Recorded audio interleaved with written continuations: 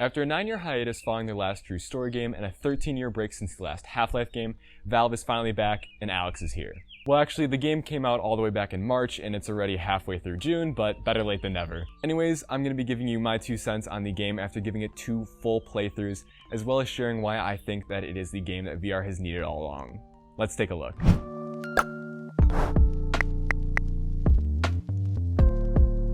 Welcome to Top Spec, your one-stop shop for tech content. Before we jump into this review, know that this video will be spoiler-free the entire way through, except for one small portion where I talk about the game's ending, but don't worry, I'm going to give you a big timestamp on the screen like this to skip to. Outside of that, there's obviously going to be gameplay footage throughout this entire video, as well as some game mechanics and chapters being discussed, so if you don't want any spoilers at all, maybe this video might not be for you.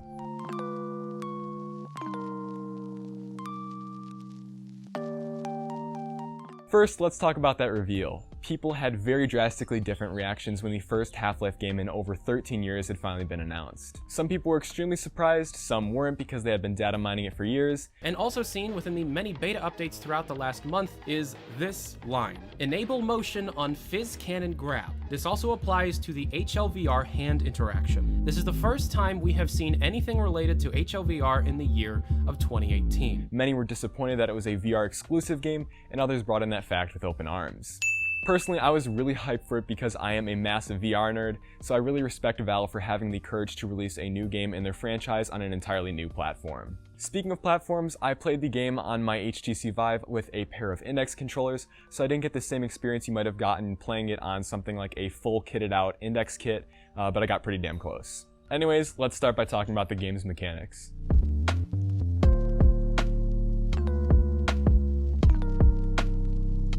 The gravity gloves are perhaps the best mechanic in the game. I really can't explain how great it feels to be able to tug at any object in the near distance and bring it to you at your will. The game actually also requires you to catch the objects after pulling them to you, although the hitbox is extremely forgiving. Inherently, this does add a little bit of a learning curve, but anybody should be able to pick it up within minutes, and it just adds so much depth to the game. In the middle of a firefight, you can pull ammo off the back of a Combine soldier, you can tug grenades out of the air and throw them back. There's really just so many different creative uses, and I just think that they're amazing. There's also the wrist pockets, which allow you to store items, which ends up being extremely helpful. There's also only 2 of them, so it forces you to prioritize what you think is important. When you play a traditional game, reloading becomes second nature. All you have to do is click R and then you can go back to fighting. But in Alyx, reloading is an entire process. First, you have to eject the magazine, pull another one over from your shoulder, put the magazine into the gun, and cock it back. Initially, this might come across as needlessly meticulous, but eventually you get so good at it that it's nearly as second nature as just clicking a key on your keyboard. Also, the tangible feeling of reloading a gun is not something that a traditional game can replicate, and the guns in Alyx are among the most polished I've ever used in a VR game. The only criticism I might give the game in terms of its weaponry is that there is such a small collection of guns. They start you off with a pretty crappy pistol, but as the game progresses, you unlock an SMG and a shotgun. All of these feel great to use and reload, but part of me just wishes that there were more weapons to try out, especially compared to the previous Half-Life games, which had loads of weapons to discover. However, the guns that are in the game are insanely polished, and quality is always more important to me than quantity.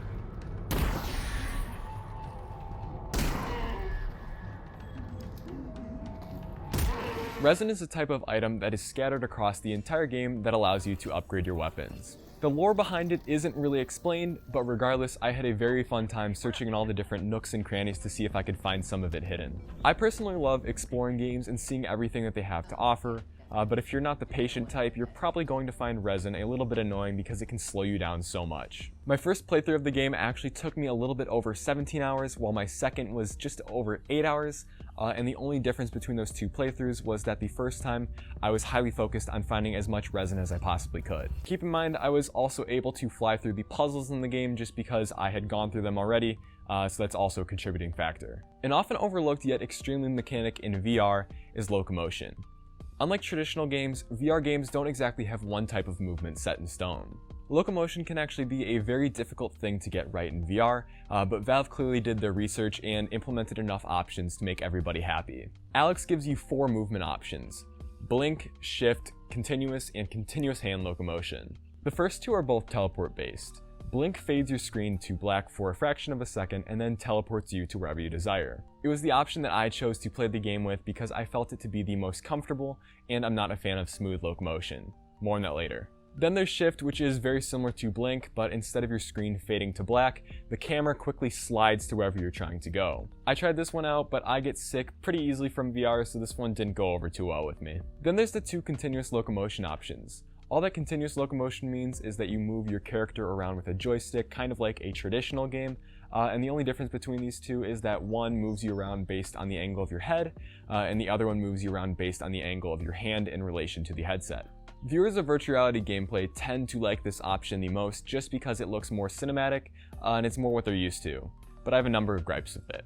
First of all, you have to have a very tough gut to play with it. I personally haven't been able to get very far in Boneworks because its only form of movement is smooth locomotion, and I just find it extremely disorienting to see your character moving around without you actually moving around in real life.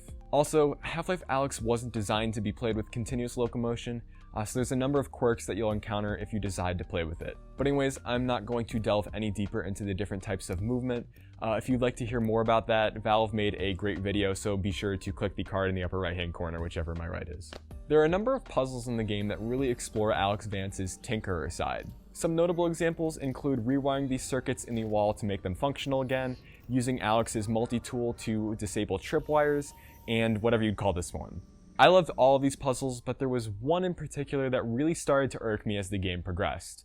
It's this bullet hell type one.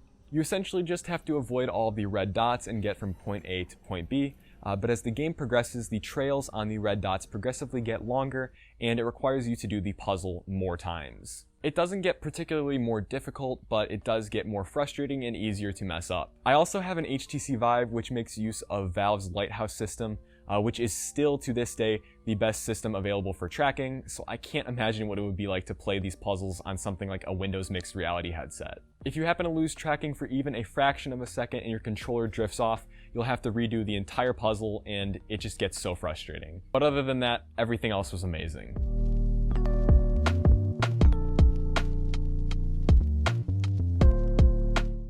I don't have a ton to say here that hasn't already been said, but I think that I still need to give the game's visuals a major shout out. Seriously, a Valve game has never looked better, and Source 2 is an insanely powerful engine, especially for VR games. Considering it's been 16 years since the original Source engine was released, this should be no surprise, but I'm genuinely taken aback by how great they were able to make this game look and perform. I should also mention that Alyx is the first proper game to release on Source 2, if you don't include Dota 2 or yeah, that one. Anyways, Alyx runs very solidly. I played the entire game on my Razer Blade 2019, which has an RTX 2016 inside, and frame drops were very rare. I did play the game on the lowest graphics setting that was available, but honestly the difference between the lowest graphics setting and the highest graphics setting is nearly imperceptible unless you're really looking for specific details. The only gripe that I had with the game's performance was the loading screens. Now, loading screens are nothing new for Half-Life games, but I felt like they were way too frequent and that they lasted for minutes on end. Perhaps my Blade was just struggling to load these scenes, but regardless, this was the only thing that really took me out of the game. Other than that, that's all I really have to say about the game's performance. So now we're about to move into spoiler territory, so if you don't want to have this game spoiled, please skip to this timestamp or click the link in the description.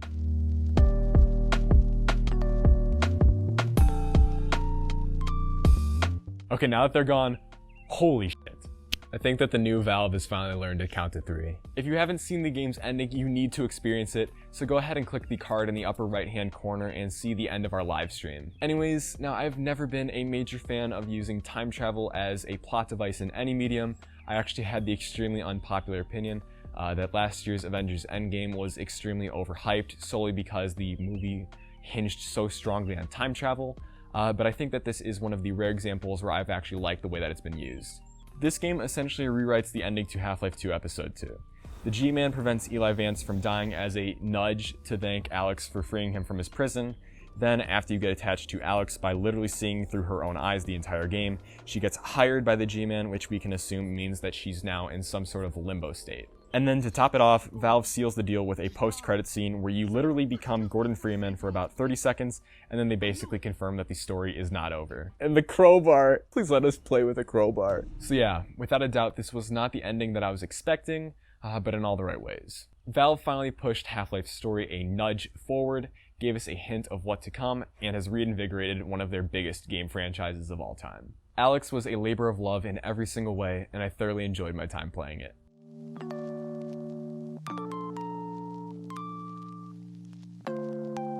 Like the graphics, there isn't too much to say here that hasn't already been said. The soundtrack is outstanding, and while it might not have been written by Kelly Bailey, who did all the soundtracks for the Half-Life 2 games, I believe that it stands up, and I think that they did a great job. On a side note, Valve is actually releasing the game's soundtrack in a chapter-to-chapter format, and they still haven't gotten to Chapter 3 yet.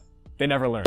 On a serious note, I think that every firefight in the game is complemented by an equally high-energy music track, and I think that Mike Morrissey did an excellent job of picking up where Bailey left off. Anyways, that's all I have to say about the music.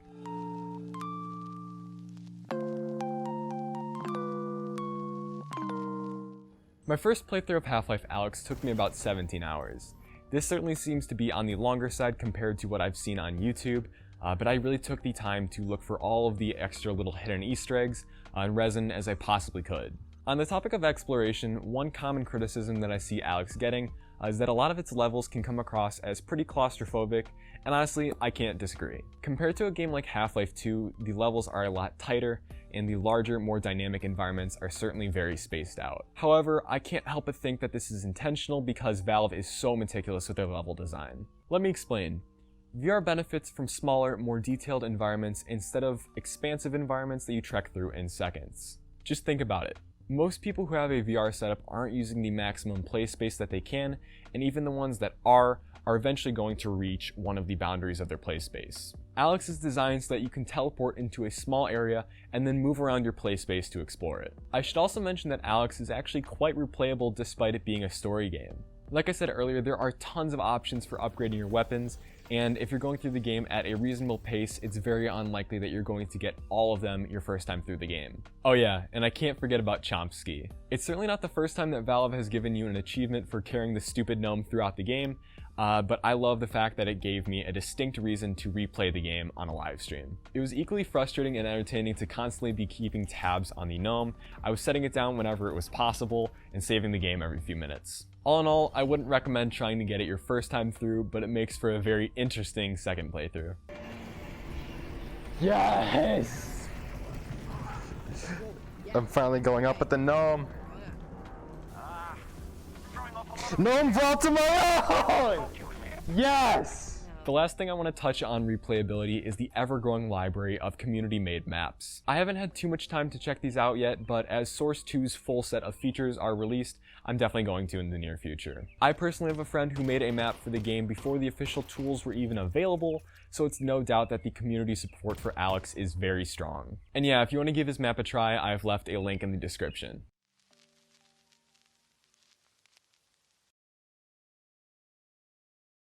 Half-Life Alyx reflects everything that I've wanted VR to be for the last 4 years. It's rich with content from start to finish, its mechanics are incredibly polished, its graphics are straight out of any other AAA title, and it's genuinely replayable. Without a doubt, Alyx has been my favorite game I've played this year. Valve is back, and I just hope it doesn't end here. I'm Aaron Post, this has been a deep dive into Half-Life Alyx. Thank you so much for watching. We'll see you next week.